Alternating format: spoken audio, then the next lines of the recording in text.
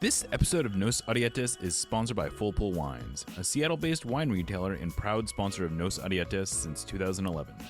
Full Pull was founded in 2009, is based in Seattle, and is owned and operated by longtime Sounders supporters. They offer the best boutique wines of the world to members of their mailing list, with special focus on their home, the Pacific Northwest. Hi, I'm Will Bruin, and I was just recognized as a Seattle Sounders legend. Now I get to do voice reads for the Sounder at Heart Podcast Network. Here we go. Come on! Hey, O'Shan! Let's go! A save by Fry! The Seattle Sounders have done it! MLS Cup winners!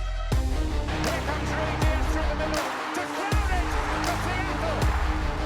And now they truly can start the celebrations. It's the Sounders MLS Cup. Nicoladero leaves absolutely no doubt! The Sounders rule the region! Seattle Sounders is campeón! It's gone! They've scored! Finally! This feels fucking awesome. This is a tiny dog. We want to win. It's Seattle Sounders, bro. Porque says cheated. You know, what was the thought process in terms of who you decided to use and who you didn't? Ever since Sounder Hart wrote a commentary that we didn't take Open Cup seriously.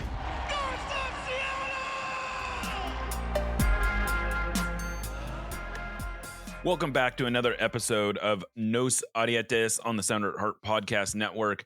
I am Jeremiah O'Shan.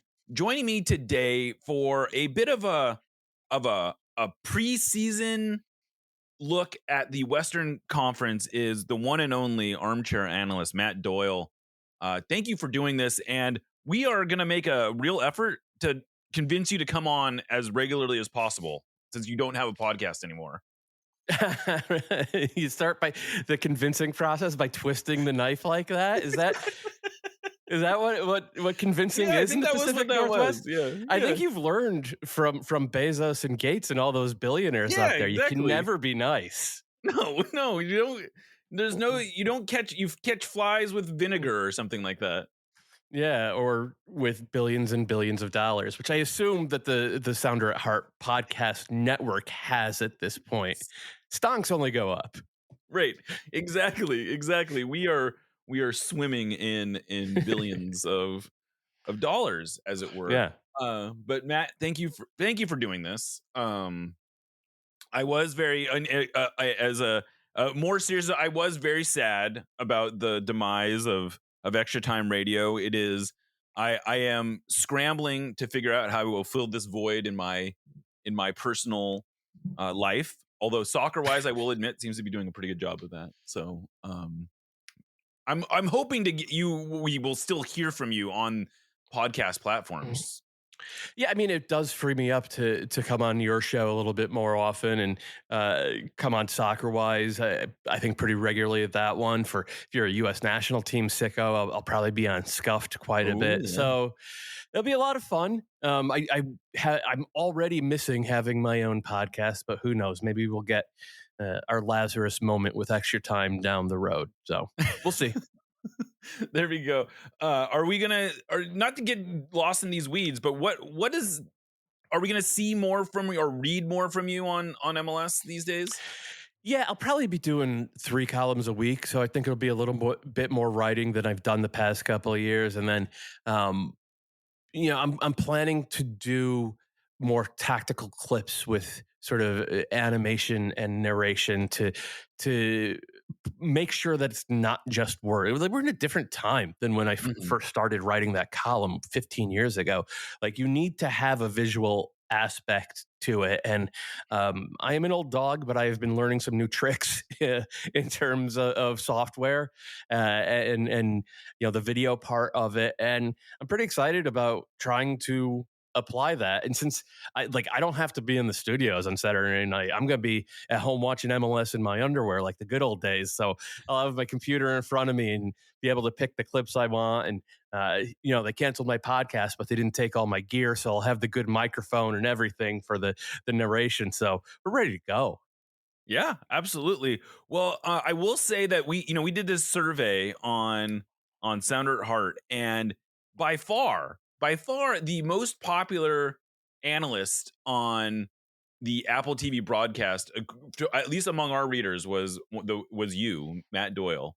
So and the one thing that we get requested for more than anything else is more tactical analysis. And when we talk about doing video, they want to see more video. So I think your instincts are correct as to Finger's what still on want. the pulse, Jeremiah. Exactly. Finger is still on the pulse after all these years. Absolutely. Well, the reason I wanted to have you on was to sort of give an overview, to give a sense of a broader picture of what's going on in the Western Conference.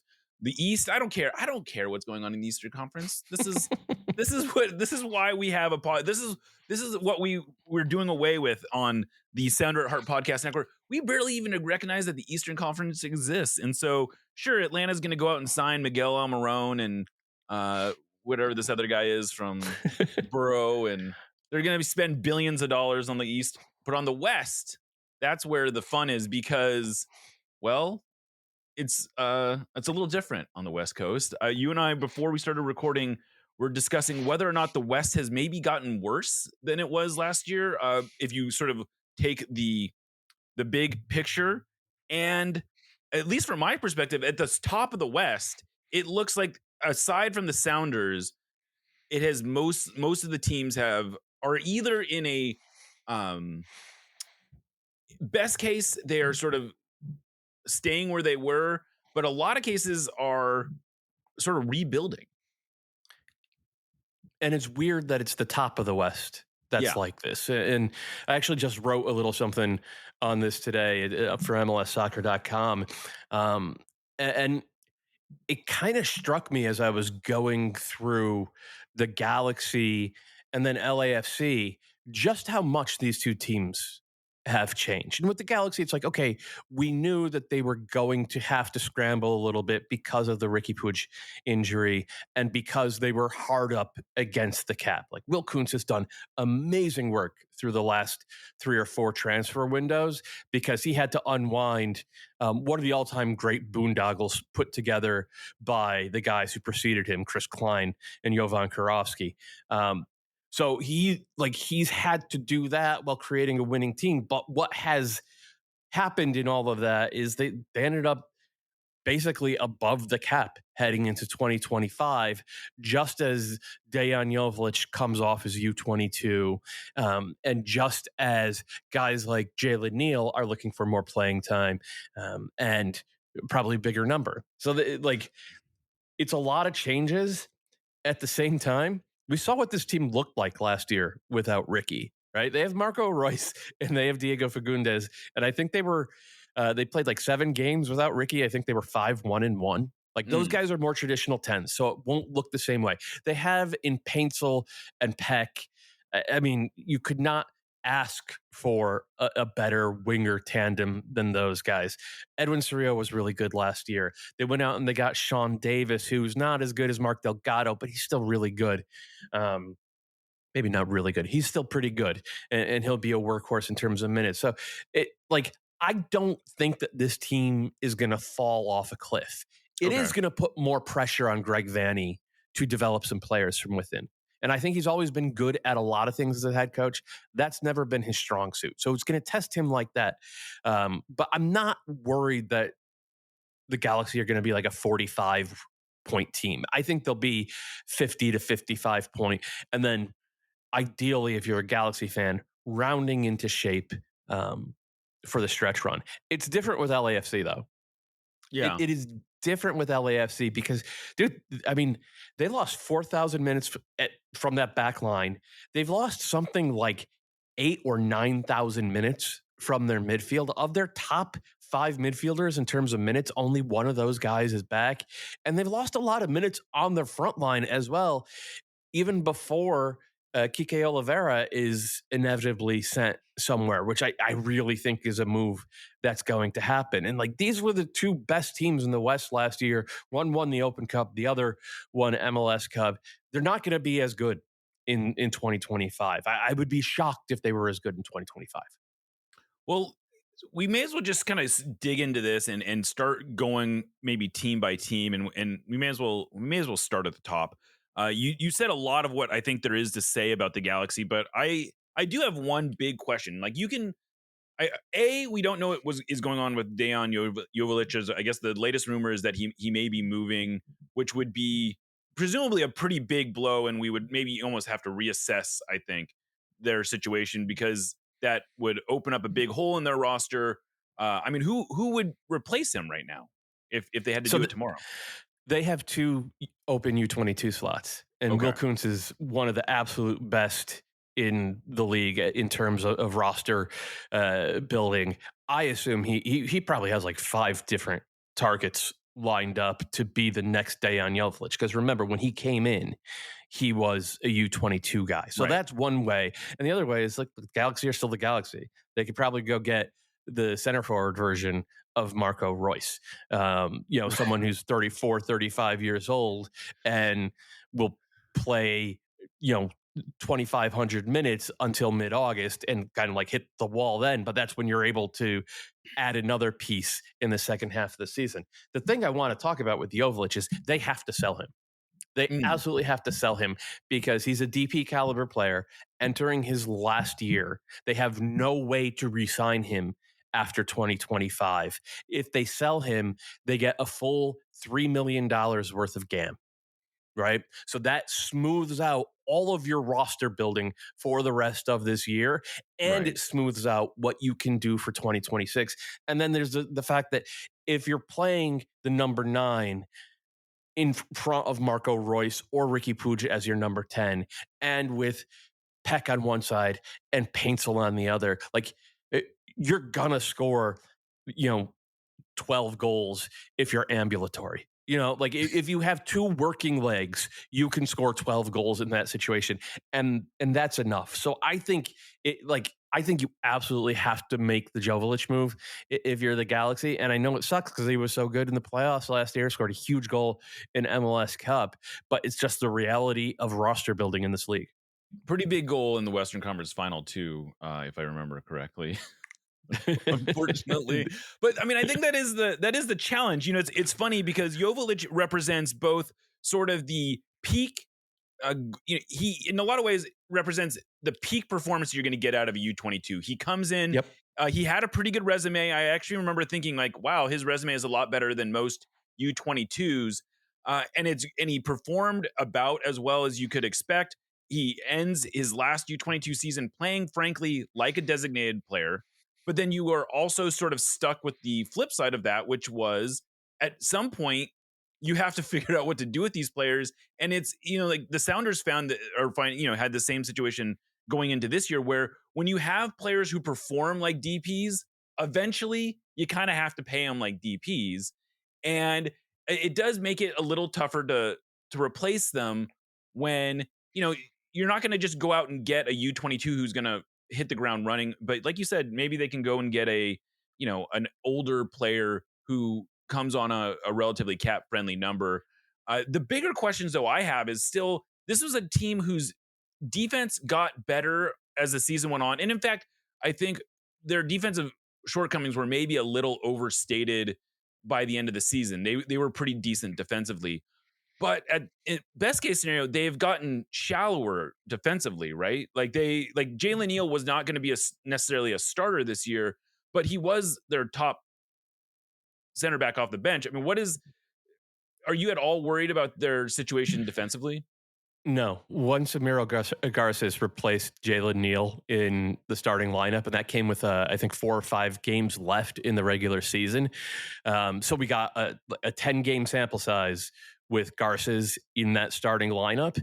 The Galaxy had, I think, a top 4 defense in the league in terms of expected goals allowed per game. And that was still in the context of them being a heavy possession team with kind of an anchor of a defensive presence in Ricky in central midfield. You guys saw, I'm sorry to bring this up. I didn't want it, but, of course, you twisted the knife right at the start. So I'll twist the knife. We're big boys here. The moment I realized it's like, oh, Garza solved their problem was really the Western Conference Final. because there were 3 times I remember Jordan Morris get into the open field, and it's like, oh, this is at least a chance, probably a goal. And Garces was there with him step for step. And for the way the Galaxy played, that's more valuable than what Jalen Neal brought. Jalen Neal's a good ball playing center back. He's not going to keep up with Jordan Morris in the open field. So they have that, and then they went out. Well, first of all, they brought back Maya Ishida, and then they went out and they got a guy by the name of Zanka, who's I think 34-year-old former Danish international, has the profile of a guy who can give you 2,500 minutes across all competitions. And like, okay, I'd like it if they had one more, but I kind of trust them to go find that one more because they've done it 2 straight years now. I'm really bullish on that defense. They also get Julian Aude back at left back. They have a couple of guys at right back who behind Mickey Imani who can give them minutes. I'm not worried about it in the same way that I was heading into last season. Fair enough. So that takes care of LA Galaxy pretty thoroughly, I think. Let's turn to LAFC, a team who I remarked on this after they sold Mateus Bogusz. Somehow they have like this is right where we want them, but then how are they going to scream out of this one? And yet they always seem to land on their feet. They have made quite a bit of business of transferring players in, but also transferring players out, and having sort of a pretty healthy cycle where they bring players in, they raise their value, and then they move them on, and then they replace them with players who invariably are able to maintain their level. Yeah, I mean, look, they've had their misses as well. They spent a lot of money on a guy like Stipe Biuk a couple years ago, and they had to eat shit on that one. And then they had a Bulgarian central midfield. Anyway, in large part, I think you're correct. And I think what's kept the floor high is that John Thornton is really, really good at operating in terms of interleague player acquisition. If you think back to the 2022 season, like that team didn't win the double because of Gareth Bale helped obviously, but like because of their DPs. They won because they went out and got Ilie Sanchez and Maxime Crepeau and Aaron Long and Ryan Hollingshead and all these guys who were available to any other team in MLS. And they all ended up with LAFC. They went on to win the double in pretty spectacular fashion. And look, he's turned out over the roster. I think it's a little bit soon to do that, given how good LAFC were the past couple of years, but still, they got Mark Delgado, who's a midfield workhorse and who I think fits the 5-2-3 that Cherundolo wants to play. They went out and they got Nkose Tafare, who I thought 2 years ago was a best 11 caliber center back, and they got him on the cheap from a Dallas team that's just blowing itself up. They signed Jeremy Abobasi via free agency. They picked up Yaya Boa, and we've seen him in big moments as well. So they have the pieces to keep the floor high. I think at the same time, though, they've become even more one-dimensional. I think the best version of LAFC is the version that we saw at the start of last year, right up until they got stuffed in a locker by the Crew. They lost that home game 5-1 to the Crew, where they went out and they tried to play toe-to-toe with Columbus, and they couldn't do it. And Cherundolo threw it all away and went back to that 5-2-3, playing on the counter, playing in the open field only. I think it suits Bouanga. I'm not sure it suits the rest of the team to that level. And I think it lowers their ceiling. So they're a high floor team still because of the work Thornton has done. But I think the way that they approach the game, I mean, we've seen it in a lot of finals over the past few years. Unless it's a terrible Sporting Kansas City team at home, they tend not to have that extra gear that the best teams had. And I think it's a choice. It's a tactical choice they make. And I'm curious on that perspective. Do you feel like that the change that Cherundolo made was ultimately like it felt like a very pragmatic move, but did it pay off? Was it a good move? I don't think so. I really don't. I think that they couldn't have beaten Columbus unless something fluky happened, playing toe to toe like that. But they didn't have to. I Like I think that against most teams, they would have been better off carrying more of the ball. I really do. And that includes against the Sounders. And I think we saw a little bit of that in the final 20-25 minutes of the playoff matchup with you guys. Whereas in the US Open Cup game between those two teams, look, Seattle was a much better team. And but for the grace of a very questionable Jordan Morris offside, that's And a 1-1 is questionable penalty, by the way. and a questionable penalty. So it's I look, they hoisted a trophy, and that's the point. And they sold one of their players for $10 million, and that's another point. So you can't knock it too much, but I still feel like LAFC is leaving money on the table every time they go out and choose to play this way. Fair enough. So moving down, just going down the standings, Real Salt Lake, another team who, man, it's funny to think back. If you go back to last summer, this team was flying. It looked like they were a supporter shield contender. They had everything going their way.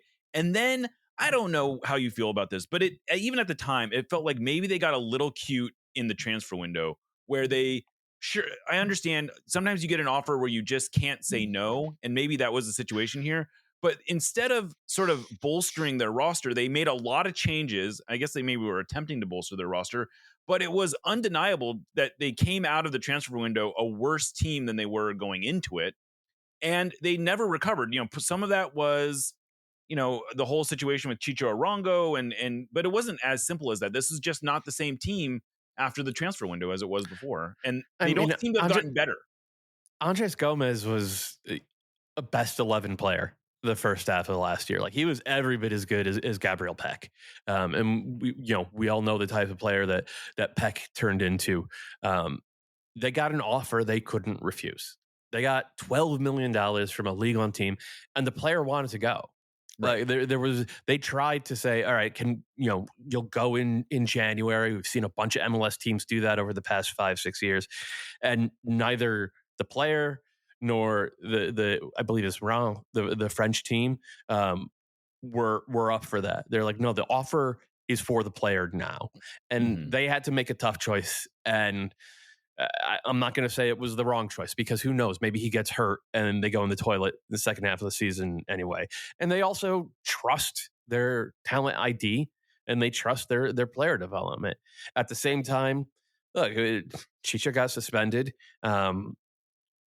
and he lost his best provider, and he went in the toilet too. And so it's not a surprise, but it does. Even with all of that, RSL had the best regular season in club history. 59 points is their single season points record. It's tough to wrap my head around that, given how great they were from like 2009 to 2014. But 59 points is their record. I'm guessing in 2011, 2010, they were probably better on a points per game basis, right?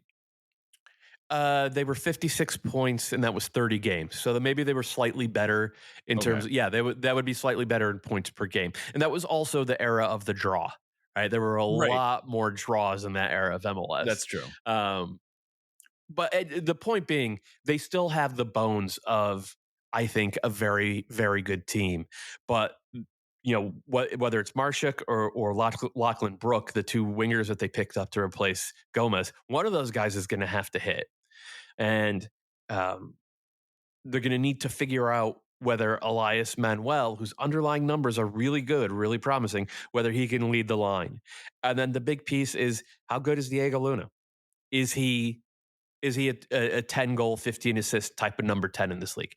If he is, then first of all, they're going to have another $10 million sale that they're going to have to adjust for down the road some way.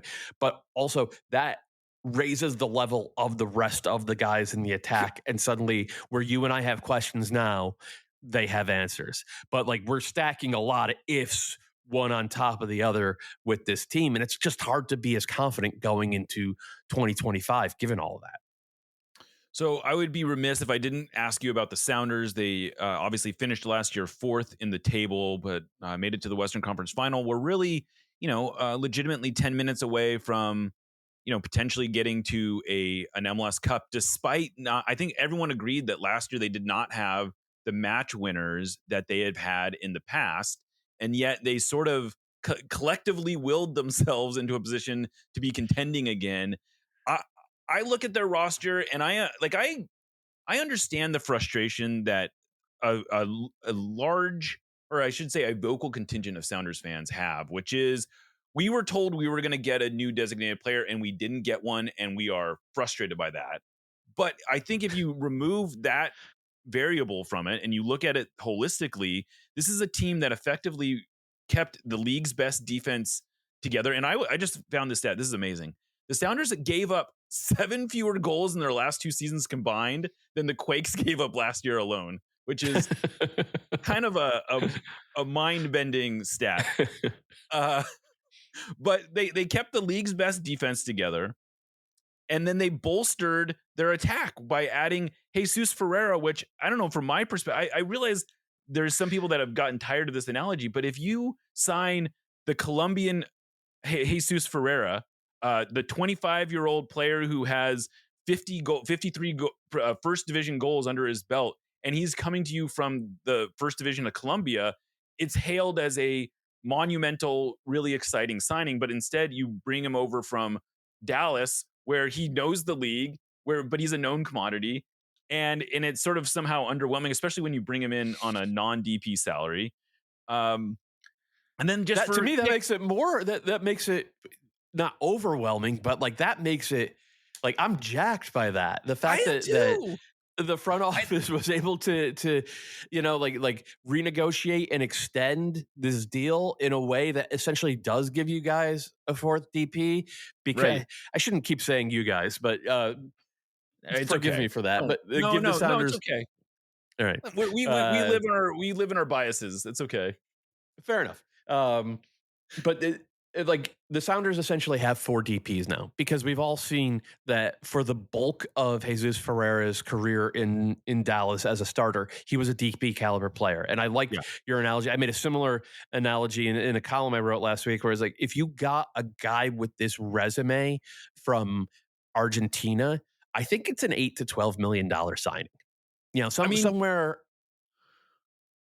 Oh, I was gonna say, you look at like the best, the most similar situation I've seen, and it wasn't necessarily with Jesus Ferreira, but like we just saw the rumors that the Timbers might go out and sign this player from, I think he's playing in France right now, but essentially he's like a $10 million player, and you look at his resume and he's a number 10, but he doesn't have a ton of goals and assists.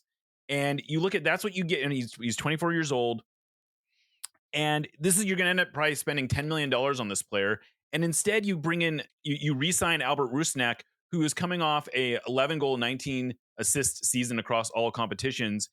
And somehow it comes off as not shooting high enough. And yet these are proven talents that the Sounders have sort of stocked their roster with. And I know it's tempting, and it's probably fair to say that the Sounders, if you look at the ceiling of the Sounders, it feels a little bit lower. But man, if you take their 4 top players, the floor seems pretty darn high. I mean, the floor is the highest of anybody in the league, because they kept the defense together, because Roldan as a D-mid, but also getting JP back on a really good deal, and the development of Obed Vargas and Josh Atencio and even Danny Leyva. I thought the second half of last season ended up giving good minutes. Like, once you have that back six, like, you are going to be at the very least a good team. And then we saw last year real development in chemistry, guys like Rothrock stepping forward, Georgie Manungu, who I absolutely love, and then Jordan as a center forward. I really think he changed the entire season for you guys because of the space he creates with his gravity, with his willingness to make runs that are not for him.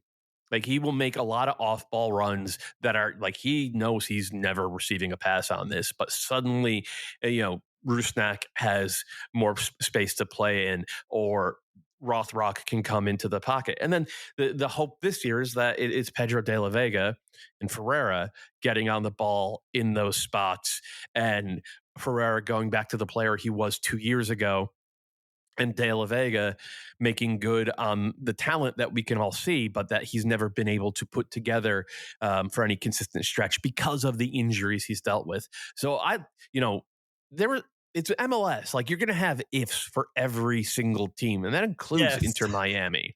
But I feel like that front office has done a really good job of mitigating the downsides in every single line from front to back.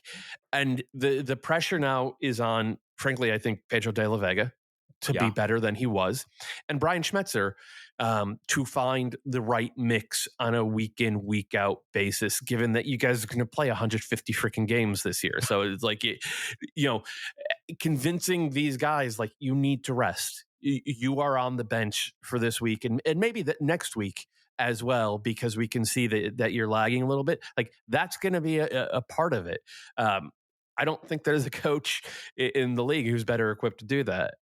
And I'm really excited to watch the Sounders this year, not just because of the on-field stuff. You have a lot of players that I like to watch, but because of the overall sort of logistical and strategic approach to managing 5 different competitions. I just think it's going to be absolutely fascinating.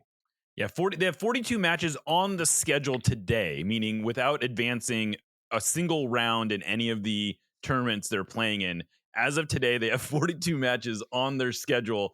That could they could get to 50 matches without even making a particularly deep run in any of these tournaments, just by making the playoffs. They essentially will be brushing up against 50 matches. But I guess the one big question I have for them is I guess it's a holistic question, but if they're going to play 3 at the back, which does seem to be what they're building towards right now. They played a scrimmage game before they left to Spain where they were playing 3 in the back. They played 3 in the back against Puskás Academia in their first preseason game. We've been told they will likely play 3 in the back in their next game against Aalborg, which is on Friday. And they're not even hiding that this is sort of the plan for now. And then if it doesn't work, they'll change. But how that holistically changes everyone's role, because are you gonna, like, is that a way to get Jesus Ferreira and Jordan Morris on the field together as both as forwards? Is it a way to, we've seen them do it as a 3-5-2. We've seen them doing it as more of a 3-4-2-1. I suppose it's even possible they'll do something like a 3-2-2-3 if they get really crazy. How do you see this playing out? And does that sort of enhance? For me, it makes it even more interesting because this is going to be a new look for them. I think, one, it makes it more interesting for the reasons you listed. 2, it's also not necessarily a new look, because the Sounders over the past couple of years, when they were possessing the ball, like, okay, we're a 4-2-3-1 team. Like, no, when we're in possession, we're a 3-2-2-3 team. Right. Yeah. And a lot of what this team has done over the past few years, really since Nico started to age out a little bit, has been more about positional play and patient possession and making sure that your shape, both with and without the ball, is really structured, because, turnovers are one of the, arguably the most valuable currency in the modern game. And you eventually have to take chances, which means you're eventually going to turn the ball over more often than not. How are you positioned to win it back and not get gashed? So the 3-2-2-3 has been the answer to that on the ball. Starting with that formation from the jump doesn't feel like a big shift.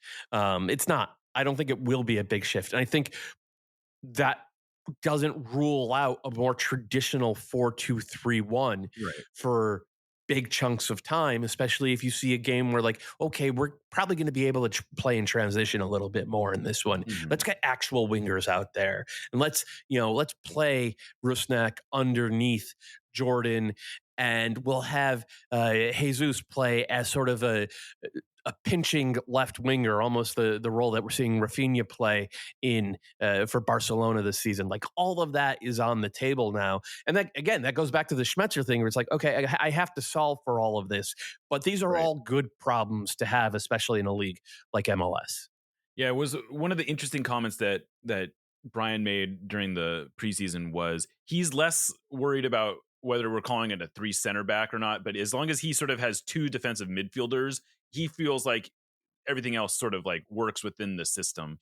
Uh, but anyway, moving on to Houston, admittedly a team who I have not been as closely following this offseason, but they came into the offseason with notably the least amount of GAM of any team in the league.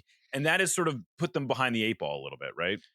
Well, yeah, but then they just sold Coco Carrasquilla. Right. So I'm pretty sure they got close to maximum GAM out of that. So they're not as hard up as they are. It's just that Coco Carrasquilla was their best player and Hector Herrera was their second best player. And both those guys are gone now. They do have an open DP slot. The plan with that is to go out and get a number 10. And then slide Amin Bassi to the right in that sort of half a winger, half an attacking midfielder role that Coco played so well for the past couple of years. Now, that still leaves a big question on who makes the game from deep in central midfield, because at their best, it was Ache. Right now, the number 1 guy on that depth chart is Brooklyn Reigns, who's a really good young player, and I have high hopes for him. He's 19 years old. And he'd be asked to replace one of the greatest midfielders in CONCACAF history for a team that actually wants to win stuff this year. So I assume they're going to go out and get a number 8 who is a little more proven.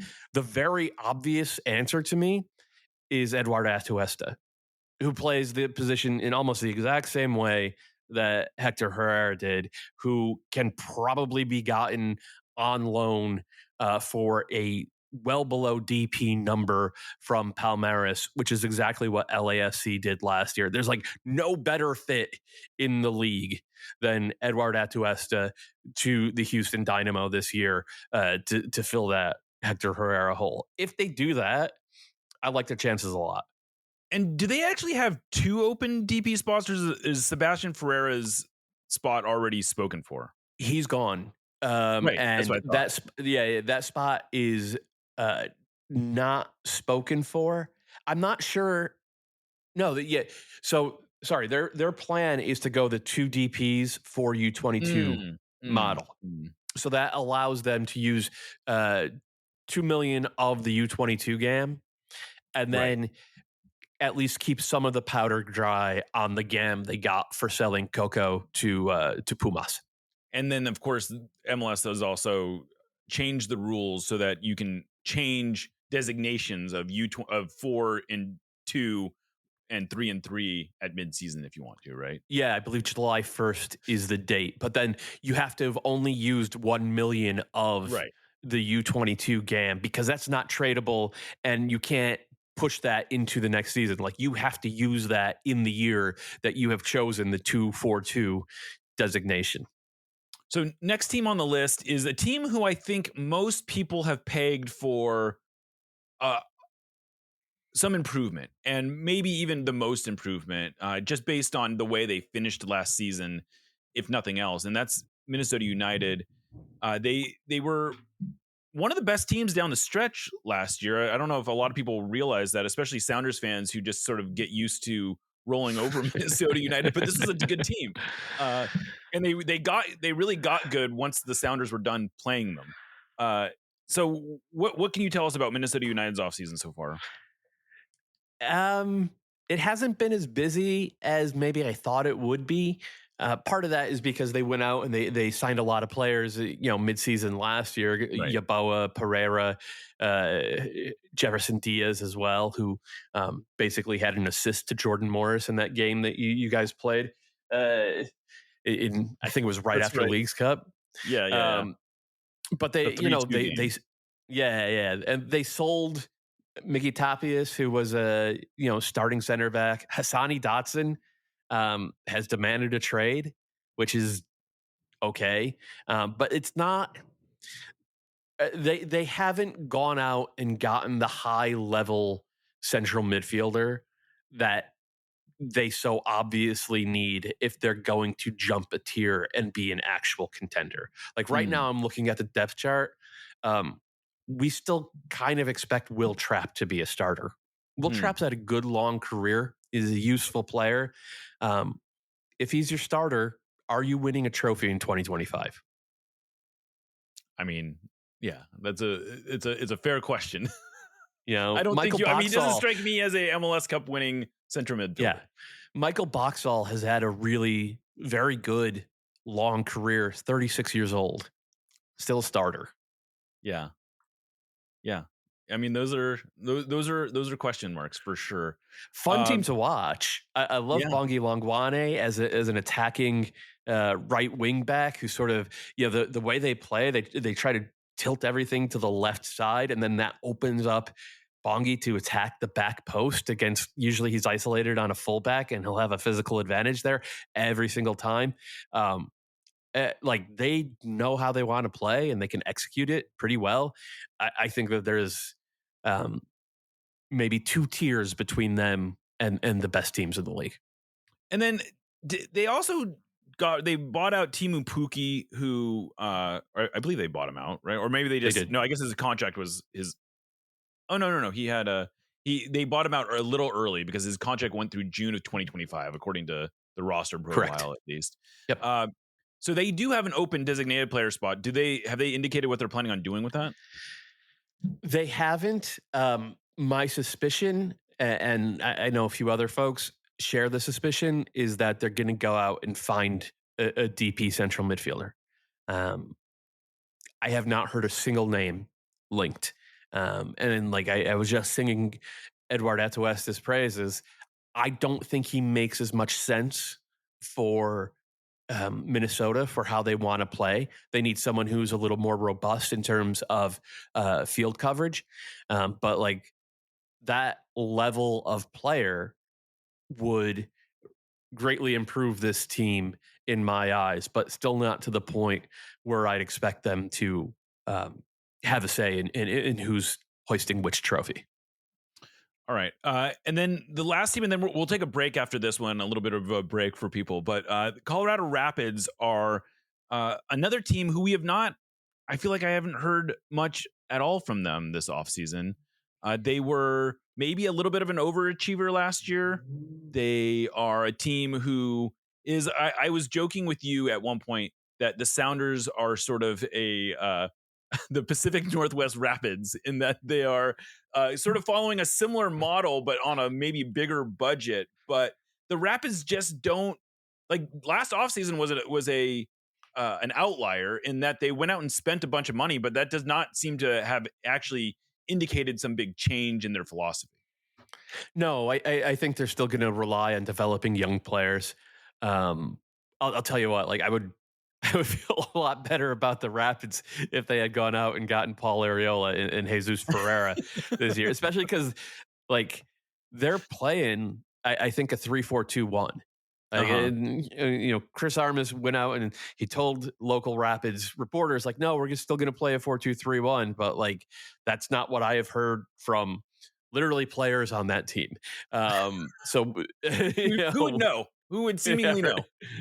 So, they I think looked at what they have and what they can do within their budget, and they came to the conclusion that wingers are the most expensive and most hit or miss players in global soccer right now. And you need to have significant money to go out and to load your team up with wingers that make or you need to have like an extraordinary talent pipeline to load your team up with wingers. So I think the big adjustment for this team is like, okay, we saw a lot of good stuff from last year, but we think we can be better or better use our talent if we switch the formation a little bit, and that means getting an extra center back on the field, which they really needed to do after they lost or they sold Moise Bombito.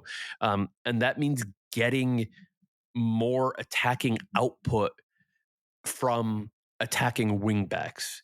And it's a different kind of rubric than when you're using true wingers to make the game. And I think that's the big shift for the Rapids. And I have no idea how.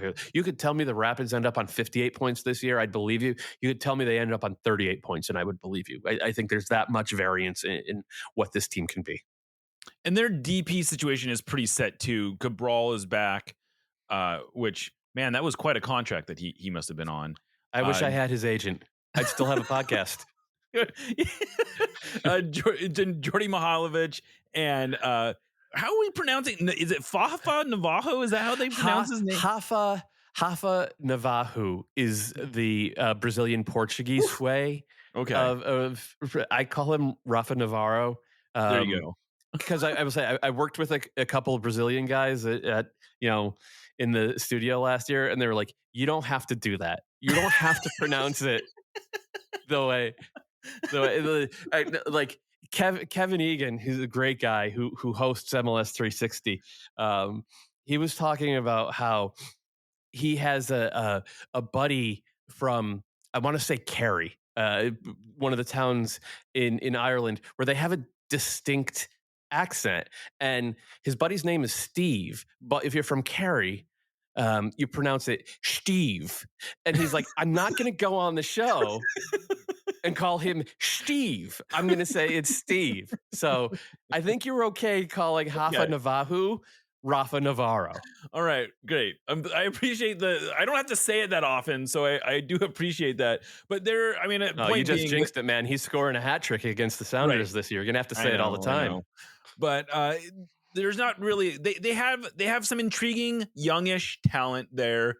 And like you said, the range of potential results is vast. Correct. That's the Colorado Rapids season preview right there, folks. Right, exactly. There it is. Neither of us know shit. All right. Well, we're going to take a little bit of a break, and we'll come back and we'll kind of go through the second half of the Western Conference. Thank you for listening to the Sounder at Heart Podcast Network, which now includes No Sarietas, Lobbing Scorchers, and the Cooler Guild. We've been independent since August of 2023, but need your support to make sure it continues. Although this podcast is free, it's only made possible by your continued support. Memberships start as low as $25 a year, which not only helps make podcasts like this one happen, but also gets you access to everything we produce. If you're able to support us at higher levels, starting at $75 a year, you gain access to a host of other perks, most notably entry into our members-only Discord, where the smartest, funniest, and most engaged commenters share their thoughts and ideas. To find out more, just visit sounderatheart.com and click the subscribe button in the top right corner. Thanks for listening. It's getting to be that time of year when you need to figure out how to watch Sounders games. If you're an Alliance member, you probably get a free subscription to MLS Season Pass. This year, you get a free one if you're a T-Mobile subscriber too. But if you're going to have to pay for one, you may as well give us some of that money. By using the link bit.ly/SAH25, you'll help support independent media while also getting access to every Sounders game, every MLS game, MLS 360, and all sorts of other content. Just to make things extra easy, we'll put a link in the show notes too. Thanks. All right, welcome back to part 2 of this Western Conference preview, and we have a few fun teams that I think our listeners will enjoy. We get to talk about the Vancouver Whitecaps and Portland Timbers. Let's start with the Whitecaps, who I think people forget. They won a playoff game last year, and the maybe wildest stat that I have seen in a while, they have won 2 playoff games in their, I believe, 2 playoff series in their entire history. They won both of those series 5-0. Yes. Yeah. The first one was against the Quakes, I want to say, in like 2015. And it was like an all-time worst Quake. Like that was like, I think at the time they were the worst team to ever make the playoffs. Yep. And then the other one was last year in the wild card round when Vancouver were playing at home in Portland against Portland. No. Yes. Yeah, I mean that was it's funny you look through one lens and it's like, oh, the Whitecaps are clearly putting it together. They finally have a an identity. They had, they were playing interesting soccer. They had a fun coach, and then they just decided to sort of blow it up. They fired Vanni Sartini. Then Stuart Armstrong, sort of out of the blue, decides that he's gonna not stick around for another. He was there. I mean, he's got to be one of the shortest tenured DPs in MLS history. Yep. He's going back to England, which I don't know if there's a story there. But then, of course, there's all these other things that are sort of going on behind the scenes. The Whitecaps are for sale. All of a sudden, the Whitecaps seem to be in the wind, even though they came off of arguably their best season in history. Yeah, I mean, I don't think it's even arguable. That was their best season in history. Blowing it up the way they did in terms of getting rid of Vanni Sartini made no sense to me. Not a perfect coach, but had done more, including 3 straight Canadian championships, which is not nothing. I didn't understand it at all. It's a bad decision from where I sit. And then, losing Armstrong is a hammer blow because he was that third heat in attack that they had never really had.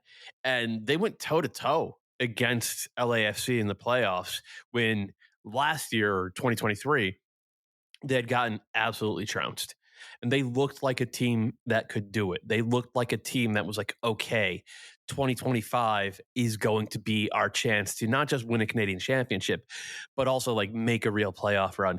And I just don't, unless Ali Ahmed and Pedro Vite both have 2 more levels to their games and they've shown stuff, I can't imagine that this team is a significant presence in any sort of trophy conversation other than the Canadian Championship. And I say that as someone who really likes Brian White and Ryan Gauld and Andres Cubas. Like, I think those are 3 really good players. They're not a championship core.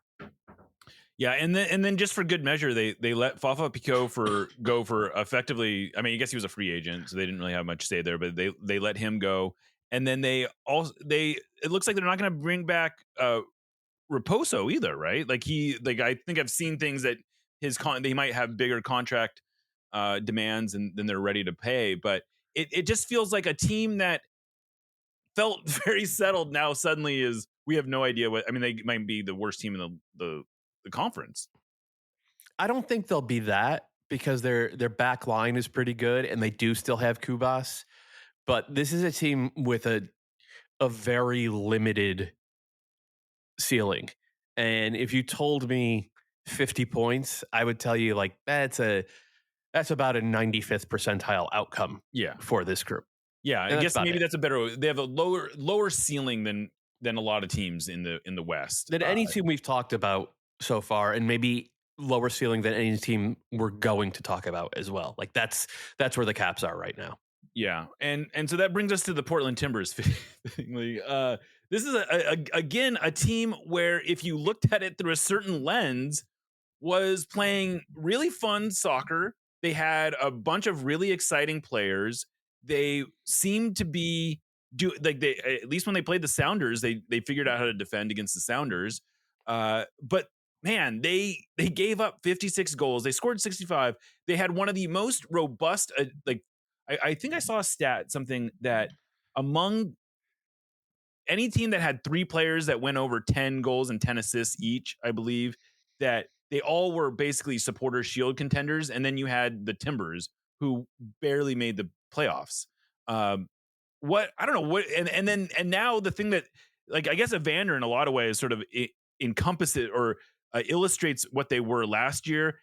The first thing that happens in the offseason is he blows up the team saying like, I don't want to be here anymore. And I feel like I was lied to. And it's starting to look like maybe he won't be back, right? And what's your assessment of the Timbers where they are right now? I mean, my understanding is that Evander has played his final game for the Timbers. Like everything I've heard is they expect to be able to sell him probably within the league, probably to an Eastern Conference team, so you don't have to worry about him anymore. He won't hurt you. Yeah, thank you. probably to an Eastern Conference team before the season starts. And look, that's a problem. He was MVP caliber player for most of last year. And it points to the larger issue with the Timbers is that they snuck into the playoffs despite the fact that all three of their DPs were excellent last season. I think combined, like they ended up with like 70 combined goals and assists between the three DPs. By far the best 3 DP, most productive 3 DPs in the league. If you take every team's DPs, they had by far the most productive unit of designated players. It's unlikely they'll be able to replicate that, no matter who they bring in to replace Evander. And then you have, Santi Moreno was really good. I think he had 6 goals, 10 assists last year. Like, okay, can he step up another level from that? And then, okay, Diego Chara, he's pushing 40. He's finally started to drop off a little bit, and I'm not sure that they have an answer. I know Timbers fans were saying after last year, like, well, we spent all this money on DPs. Why don't we spend that on the back line? It's like, well, if you look at the back line, they actually spent a lot of money on it. They've actually invested pretty heavily, and in goal as well. And so it's a team that on paper, I think should have been a lot better. And I'm not exactly sure why they weren't, because I think there's 25 teams that would take Kamal Miller. I think that there's 20 teams that would be interested in Dario Zuparic. There's talent in this group, and it just didn't work. And good luck to Phil Neville figuring it out. Well, I know, I don't know how you felt, but I know when the Timbers hired Neville last year, I was like, great, this is a gift for the rest of the Western Conference. I think he was better than I expected, but what you illustrate all the talent that they've spent money in the places that you want them to spend money, and yet they spent about a bunch of money on Crepeau, and here he is. He was not really even their starter at the end of the year last year.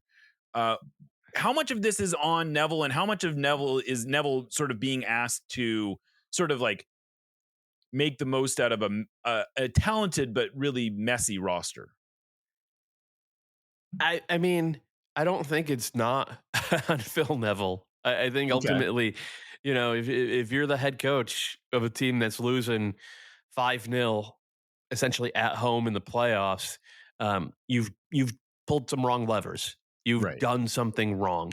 So I think it's that, but it's also just the larger cultural issue with the Timbers is players don't go there and improve. Right. You don't get a lot of guys, especially domestic guys who are on cost-controlled contracts. You don't get a Jackson Reagan. You don't get a Christian Roldan. And it's tough to win consistently if you don't have guys like that raising the floor. So I think it's a combination of maybe Phil Neville not covering himself in glory, but also the Timbers' overall culture with regard to player acquisition, ID acquisition and development, being subpar. I think it's, subpar is putting it kindly. Yeah, and one of the more interesting stats, and not just to sort of rail on the Timbers, but it's something that I feel like doesn't get talked about enough, is that this is a team that effectively has never developed a homegrown player in their entire history. They've barely developed anyone they've drafted. What's even crazier is this is a team that doesn't even really have Americans playing significant roles. They have almost all players that are in that. I mean, I don't know, maybe that sounds bad, but this is, you look at the Sounders, and this is a team that half their roster essentially grew up in the area. And you have a Timbers roster who most of these guys probably couldn't have picked Portland out on a map before they got there. And it does, I think, speak to a strange culture, because it doesn't really make sense to me that you have this team who is built around a larger culture that is really strong. Like the Timbers Army and Timbers fans are very passionate, and they put a lot into the team. And yet the roster has never really reflected that during really their entire MLS era. and I don't know what to make of that.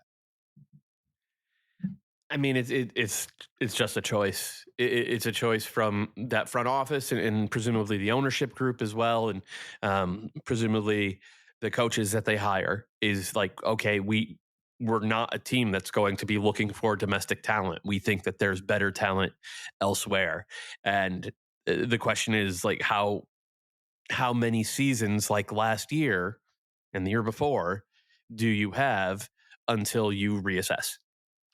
Yeah. And I guess one of the player that I was alluding to, who I couldn't remember his name earlier in the show, is a player that's playing in France right now named David Costa. I guess he's a Portuguese player who's currently in France at is it Lens? How do you say that? Lens. Yeah. I think it's Lens. Long, of course. Well, we're talking about Rafa Navarro. Anyway, what do you know of this? I mean, his stats don't jump out at me. Transfer Market tells me he's, so he's probably going to end up costing somewhere between $7 and $10 million. But what do you know anything about this player? I don't. I just know that he's supposed to be a number 10. I looked at his FB ref page and it didn't jump out. But yeah, there's a lot of guys who are not necessarily in the right situations in their current club team, whether it's in Europe or South America or even elsewhere in MLS, who in a better situation can really blossom. I guess that's feels like a risk because it's the opposite of what they did with Evander, right? Like Evander, everybody knew he was really good because he was leading the Europa League in assists. It's like, oh, this guy's a number 10 and we're seeing him play that every week. And now granted, it was at a lower level than this Douglas Da Costa. Yeah, I mean, something like that. Dave, I think David, but whatever. Dave, okay. The potential new number 10. Yeah, exactly. Like you have to, you just have to believe in your scouting, I guess. I would be surprised if he's as good as Evander. But that's a really, really high bar. You could still be a really effective MLS player and not be as good as Evander was last year. And not to go on too much of a tangent, but it also sort of underscores the world transfer market has gone kind of haywire. The money that is being thrown around, especially now that Argentina is suddenly flush with cash and spending wildly on MLS players, which will come back as a recurring theme later in this as we work our way down this list. But it's just really expensive to buy players from abroad these days. It is, though. I think that there are still places where you can get a lot of bang for your buck, and for the most part, that's in the top second divisions in France and Germany and Spain and Italy. Maybe less so in the Championship in England, but like I look, man, Cedric Teuscher and Marcel Hartel were awesome for St. Louis when they came on second half of last season. Those guys are not making a ton of money, and they would not. I think they both came for free, but they would not have cost a ton of money in the transfer market either. And both of those guys were awesome in MLS. So you can still find those deals if they're out there. But in general, I think look, the TV rights deal in Mexico, we see those teams throwing around a lot of money now, which to me has been a get out of jail free card for a few teams in MLS because they've made money on guys who I don't think were very good. The fact that Argentinian teams, as you said, but it starts at the top with Saudi Arabia being able to just like change everything about how the global transfer market works. And it's going to have, the actual economy doesn't have any trickle down effect, but the soccer economy amongst these clubs certainly does. Yeah. So Austin, the next team on our list here is a team that hits a lot of the marks that we were just sort of talking about. This is a team, they sort of got a get out of jail free card with Sebastian Driussi. I still don't understand how any team looked at what he did in MLS over the last 2 years and thought, "Yep, that's a $10 million player for us." And yet somehow, I don't know if Austin actually made money on the deal, but they certainly aren't really any worse on the ledger for it. And they've sort of remade their roster, at least at the top end. They brought in Brandon Vasquez, who, again, another player who I don't see a $10 million player, but hey, if an Americans can get $10 million moves like this, I don't want to hold it against them. And then they got this Georgian guy who I can't remember his name, but he put up, I believe, really Albanian. Albanian. There you go. Sorry. And he put up some unreal numbers at Granada in Liga 2, but it really hadn't done much when they had gone up to La Liga. But on paper, this is a team that has at least raised their ceiling a lot, right? I think so. I think it was a lot. I'm with you. It's a lot of money for Brandon Vasquez. The argument to spend that is he's 26. He's proven in MLS. He did put up good numbers for Monterrey last year. I think he had 14 goals and 5 assists in about 2,300 minutes across all competitions. Yeah. Like, that's really solid. And you're not going to have to worry about that spot for the next 5 years, right? Like, that's the other part of it. And you're not taking up a designated player spot, or excuse me, an international roster slot as well. So, like, there's a lot of boxes to check. I can defend that one. The Murto Azuni one, that's the Albanian guy. Yeah. It's a weird fit. It's a weird fit because he really is a second forward. It strikes me as a really weird fit. But he has scored at every level he's played at. And that includes, he wasn't great in La Liga. He had 11 goals. He did have 11 in goals. A season, though. Yeah. Like, that'll probably translate. And he has the physical characteristics of a guy who can work in MLS. It's just, you hired a coach in Nico Estevez, who's a 4-3-3 positional play, methodical build-up guy, and you gave him 2 center forwards. Well, 1 center forward and a guy who's more of a second forward than anything else. It's like, okay, is he going to be willing to play a 4-4-2 or a 3-5-2? I know he has said in preseason that he is, but that's a different thing than when the rubber meets the road and the games actually matter. So it's strange. It's a little strange to me.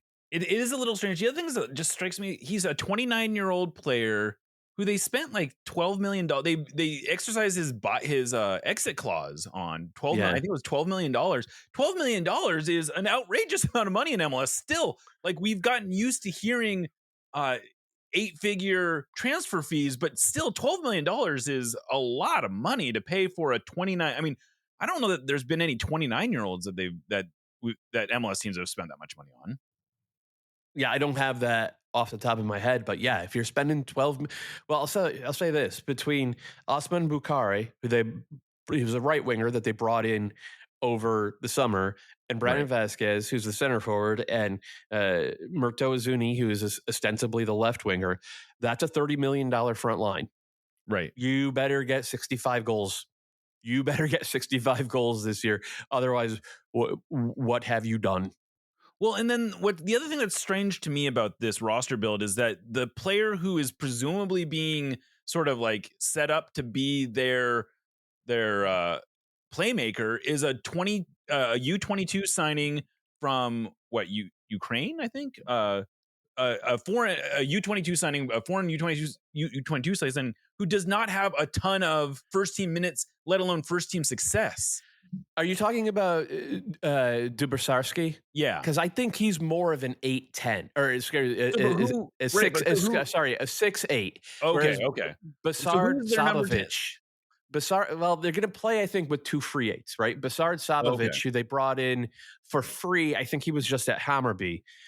He's more of a cover a lot of ground, make a lot of those, like a Cole Bassett style central midfield. Okay, and then they're hoping that Danny Pereira, who has been maybe miscast as a game-controlling number 6, they're hoping Danny Pereira can be kind of what Albert Rusnak has been in terms of maybe not a true number 10 in a lot of ways, but still puts up numbers by getting guys into the right positions and a lot of pass before the pass work.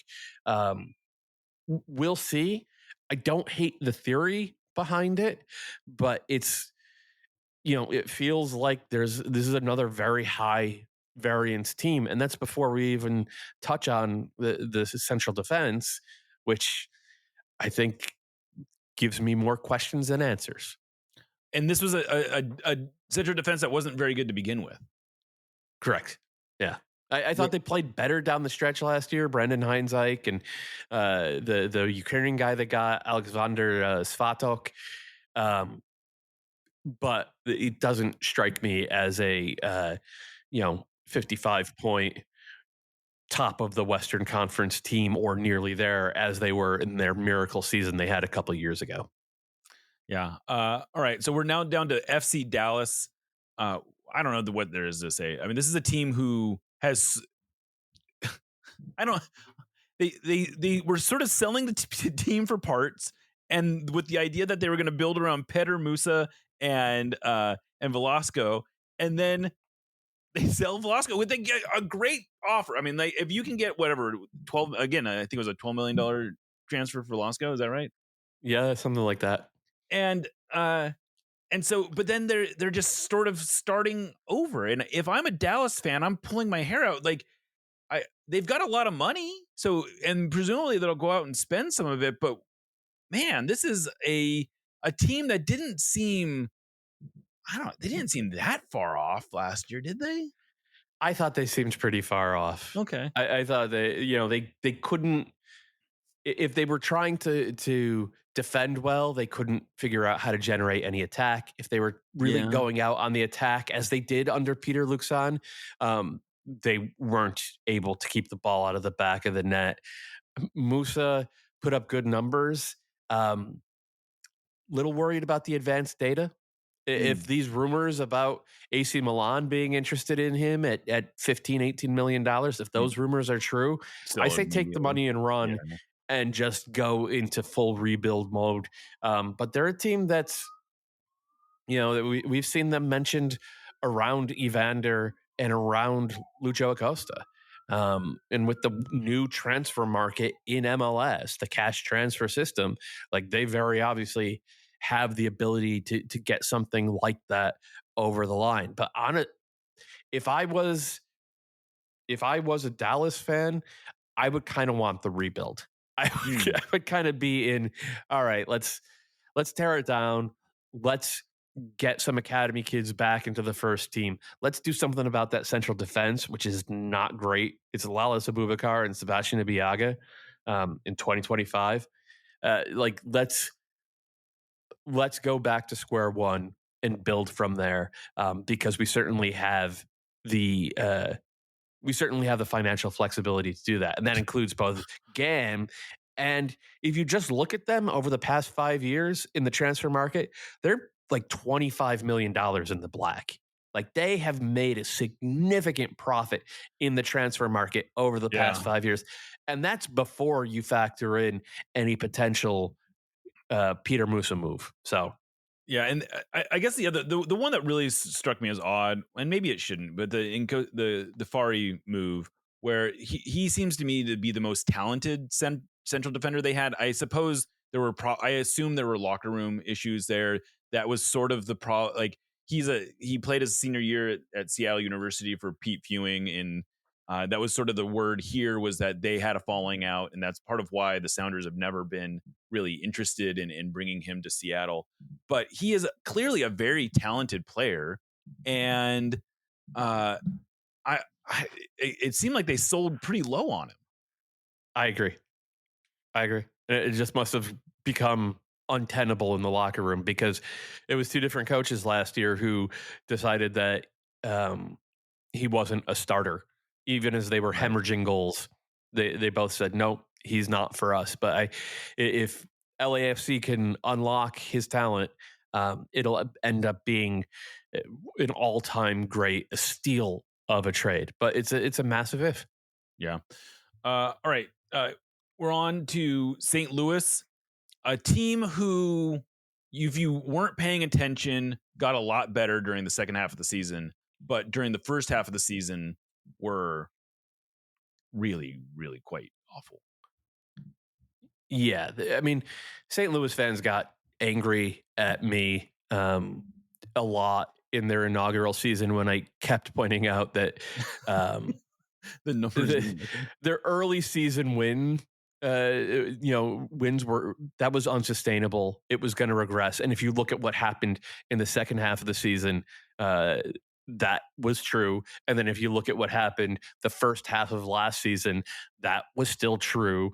And you know how front office and ownership knows that I was right and that it was all true is that there is a new coach and there are at least 9 new starters since this team kicked off 2 years ago. So it feels new in a lot of ways. The new coach, Olaf Melberg, 3-4-2-1. It's going to be Teutschert and Hartl underneath a center forward, whether that center forward is João Klaus, who's been terrible since people stopped passing the ball to him. And by people, I mean opposing defenders, whether it's João Klaus or Simon Betcher up top, I'm not sure. But to me, it's a sensible change because it allows those two guys who were so good after they arrived midseason, it allows those two guys to kind of make the game a little bit. And then the other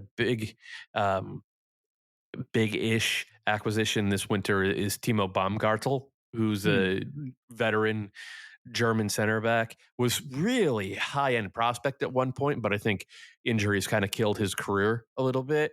It'll be interesting to see how he holds up in MLS, given the heat and the different playing surfaces and the different altitudes you play at and all of that.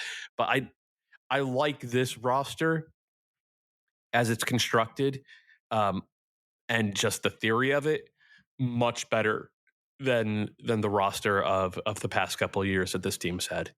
And I'm sure you appreciate that their coach might have the best beard in MLS. Yeah. I mean, he's the beard, but the whole look. He's a very handsome guy. Yeah, he really is. It's really quite disarming. And then Marcel Hartl is a player who, on paper, looked like the exact kind of player every MLS team should be targeting as a designated player. Just kind of very, very good in the top.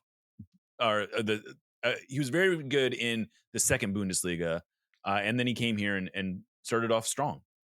Yeah, I think I don't think he'll be a best 11 guy, but like it wouldn't shock me. He was massively productive, as was Teutschert once he arrived as well. It's okay.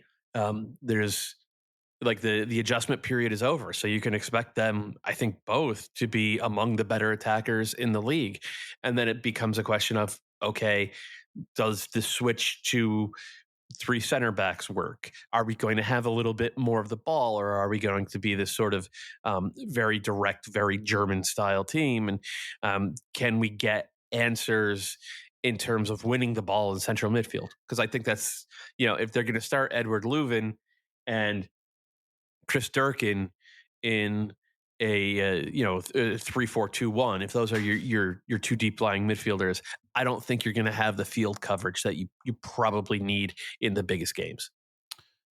Next up, Sporting Kansas City, and maybe the biggest get out of jail free card of all of them was somehow Kansas City getting out of Alan Polito's contract this last offseason. I still don't even believe that what has been reported. It feels like something is off here, where he is going back to Chivas to presumably take less money. And I mean, I don't understand this deal at all. He's already back with them. He was on $3.6 million guaranteed for 2025 and 2026. That's what I don't know. That's what makes no sense about this. Like, how did they get out of that contract? I don't know. Like you said, it's one of the all-time get out of jail cards in MLS history, especially because, look, Willie Agata is just a better player. Willie Agata, like, other than like his second year, which in retrospect we understand now, he was playing on a broken leg. That's why his numbers dipped. Other than that second year, he has been like he's been consistently a 0.6 xG per 90 type of center forward, and that's a DP caliber center forward. So they have that. They've gone out now and they spent $5 million on this Spanish playmaker and a Russian winger. They have Steven Afrifa, who was really, really good in limited minutes last year as a backup winger. They have he's sort of a Georgie Manungu type, right? Where he's really good off the dribble. I don't think he's as good off the dribble as Georgie. I think he's a little bit better attacking through the lines. Like he is very sharp in his movement around goal. But he does add an element that they didn't have last year. They still have Daniel. Like you could talk yourself into Sporting Kansas City being good again. I think they will be in the mix for the playoffs, but I also feel like their moves aren't done. So it's tough to like just looking at their depth chart. I'm not sure that they have their defensive midfielder. Is it Nemanja Radoja? I don't think he was great last year. Is it Zoran Basong? I don't think he was great last year either. Their center back depth chart is very, very thin, and none of those guys strike me as best 11 caliber center back. So a lot of the stuff that the 10 years, the great run they had last decade, a lot of the stuff that was foundational for that still feels like it's missing with this team. Mm-hmm. And then on to San Jose, who put together one of the all-time worst seasons in MLS history last year. 21 points. They gave up 78 goals, which is honestly better than it was pacing on for a long time. Like at one point, it looked like they might actually get to 100 goals allowed. Like they were shipping goals at an alarming rate. But I did not have San Jose Earthquakes signing Bruce Arena on my bingo card, and yet here we are. And then he sort of remakes the roster with not necessarily a lot of flashy signings, but a lot of guys who have, proven MLS pedigrees. I mean, he went out and he got his guys, and that's what Bruce does, right? Because he wants to change the culture first and foremost, and man, did the Quakes need to change the culture after the previous few years, arguably after the previous 12 years. It's just, it hasn't been good there, and he needed to fix that. So Mark Anthony Kaye, Ian Harkes, Dave Romney, Nick Leam, I think a bunch of those guys will be starters as well. But then on top of it, you get Chicho Arango, who we know at his best is an elite goal scorer in this league, right? And he should be able to click with Christian Espinoza, who is still an elite chance creator in this league. And then you also get the underrated thing with Bruce, which is his ability to develop players. And he's done that everywhere. And nobody really wanted to give him credit for it with the Galaxy. But remember, he had Sean Franklin, he had Omar Gonzalez, he had AJ De La Garza from those drafts. And that was the fountain, like those were load bearing, walls of that Galaxy dynasty from 15 years ago. I think he's going to do really good things with this team.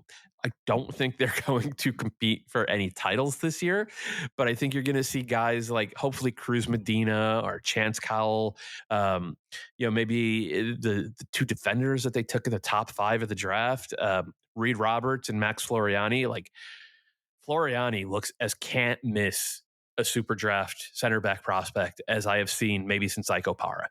Like he is that level of talent from what I've seen. And those are the types of pieces that Bruce has created, has turned into guys who lift trophies in his MLS career. The Quakes are a lot more interesting to think about because of that. And by the way, their work might not be done, because the latest reports are that Estudiantes and one other Argentinian team are maybe wanting to get Hernan Lopez, the number 10, who the Quakes bought this time last year, Yeah. they maybe want to bring him back. And if that's the case, then Bruce will be able to go out and get his own guy in to play as a number 10. And we know when he does that, he tends not to miss. So I'm not putting the Quakes down for 60 points or anything like that, but they should be a hell of a lot more fun and a hell of a lot better than they were the last couple of years.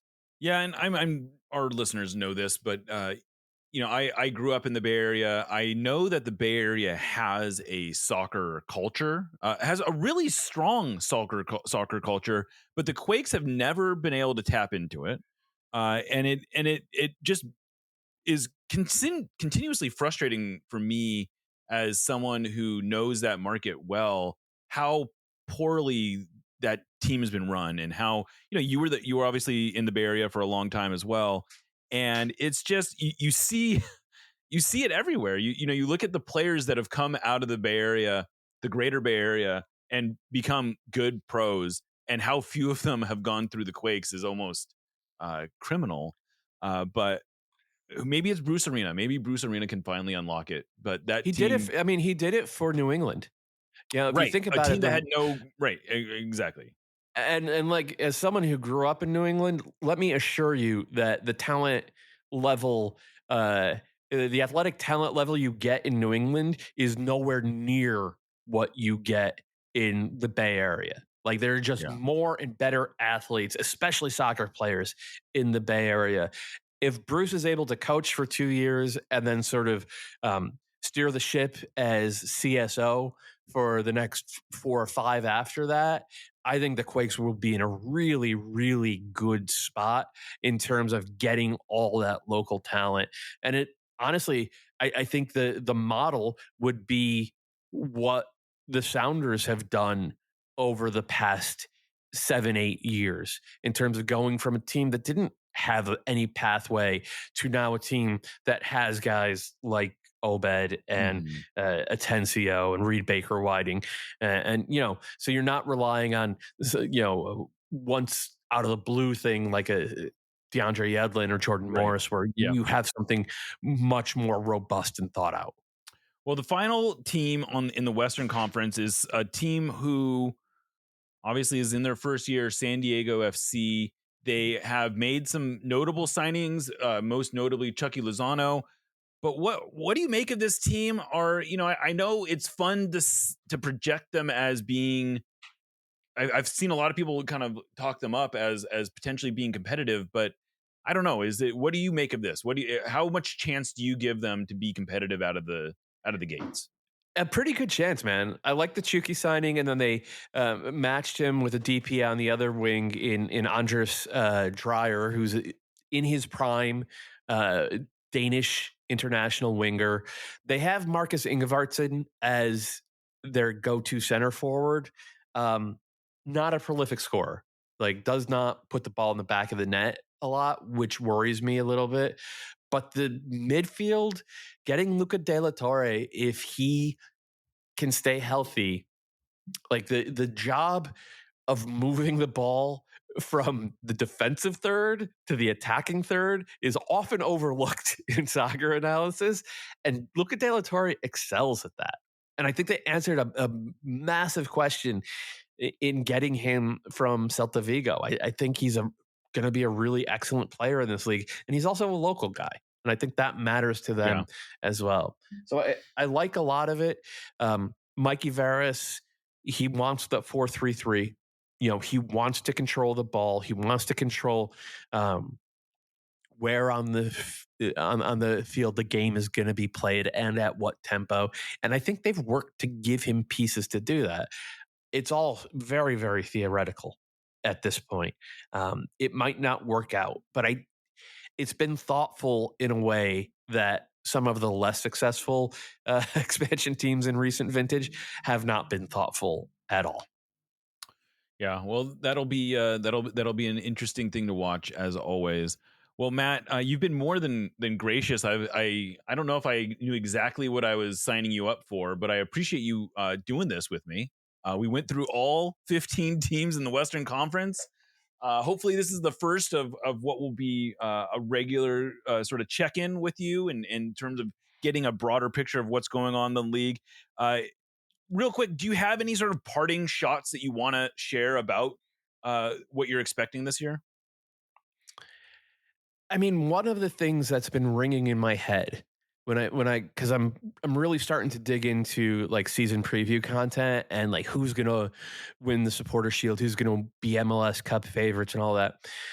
Since CONCACAF Champions League changed their format back in 2018 and moved the entire tournament into one calendar year. Because remember, before that, it would be the group stage in 2016 and then the knockout round in 2017. So they changed that format, and it's still basically that format now in 2025. No team that has played in CCL has won MLS Cup in that same year. And I think there's 10 MLS teams playing CCL this 10. year, including every single one that you or I would look at right now and say, like, that's an MLS Cup contender. Yeah. And I think the other thing to think about, I think since 2018, the only team to win MLS Cup that made the playoffs the year before was NYCFC in 2021. They made the playoffs in 2020, but of course, that was an expanded field and a shortened season. Yeah. So the Sounders won in 2019 and made the playoffs in 2018. But okay, so that they were the last team to do that. Right, then, they were probably, that would make sense. Because 2020, it was the Crew won, and they missed the playoffs in 2019. 21, it was NYCFC won, and they made the playoffs in 2020. But 2022, LAFC won. They missed the playoffs in 21. 2023, the Crew won. They missed the playoffs in 2022. And in 2024, the Galaxy won, and they missed the playoffs in 2023. So we're like, it's to me, that is just tangible proof that the season is long and it's hard. And if you start stacking, 50 game seasons, one on top of the other, you're probably going to run out of gas. And I think that's what happened to, the very best teams in the league this past year, including that Columbus Crew team that I still think played the best soccer over the past 18 months, starting basically in summer 2023. They played the best soccer of any MLS team I've ever seen. And it's something that I have to think about as we're all doing this season preview content, because as deep as the Sounders look right now, and as impressed as I am with Cincinnati's roster build, it's like they're going to empty the tank 4 different times this season. What are they going to have left in November? Yeah, no, I think that's a very astute point. I think it's the biggest concern I have for the Sounders is sort of just the wear and tear of this schedule. And every team looks reasonably deep before they start stacking up injuries, and then you get an injury or two, and all of a sudden the cracks start to show. And teams that we thought were we thought were 18 teams deep. It's like, well, if you certain pieces at the top, if you take those out, they're harder to replace than others. But we'll see. I do like the Sounders roster build. I think they stack up well in the West, but there's a lot there's a whole lot of games to play. But thank you for doing this, Matt. I really appreciate it. Of course, read Matt at mlssoccer.com. You can find him on Blue Sky. It's Matt Doyle 76 on Blue Sky. I don't even know what I am on Blue Sky. It's just Matt Doyle at Blue Sky. Oh, there you go. You were early this time. Yeah, I was one of the early adopters of that one. I've got a new Substack as well. That's right. tacticsfreezone.substack.com. It's just a little bit of extra stuff. I'll probably be writing up off of this as well. Just another place to find my work. So absolutely. Well, thank you for doing this, Matt. And I am Jeremiah O'Shan. This is No Sadietas, part of the Sounder Heart Podcast Network, and we will catch you next time.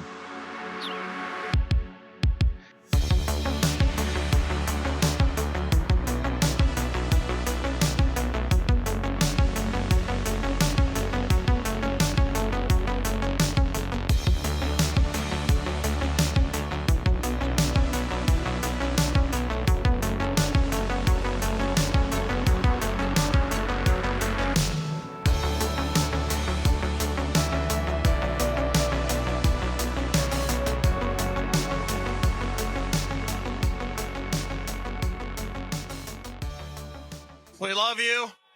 Let's win another one.